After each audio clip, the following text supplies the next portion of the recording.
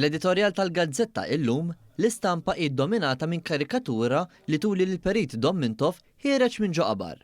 Kien b'dan il-mod li l-editorjal oġbu jfakkar fl-hekk imsejħa ħiniżriet tal-Gvern Laburista ta' Domintov.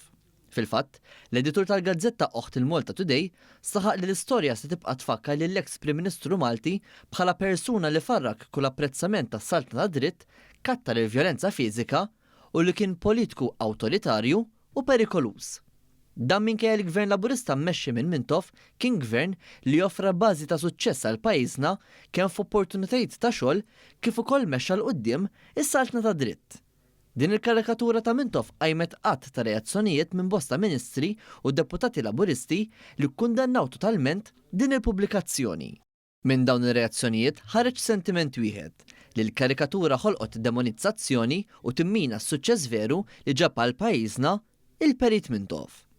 Sa dan it-tant l-editorjal ġie wara li pajjiżna taġieħ li l-wieħed mill-eks Prim Ministru tiegħu Carmenu Mifsud Bonnici li l-istess bħal Domintov ħadem qatih sabiex pajjiżna jkompli fuq il-legat li ħalla qablu il-Perit Mintov. Iżda brabta ma' Carmenu Mifsud Bonnici, il-Malta Independent on Sunday ħarġet karikatura li tinvolvi wkoll lill-Prim Ministru Roberta Bela u martu Lidja Bela, kif ukoll l-eks Prim Ministru Joseph Muscat. F'din il-karikatura, it-tlet personaġġi qed jħarsu lejn il-monument il-ġdid ta' Carmenu Mifsud Bonnici filwaqt li b'ironija qed jisqu jekk huma wkoll u se jkollhom monument bħalu li jirrappreżenta l-legat korrott tagħhom.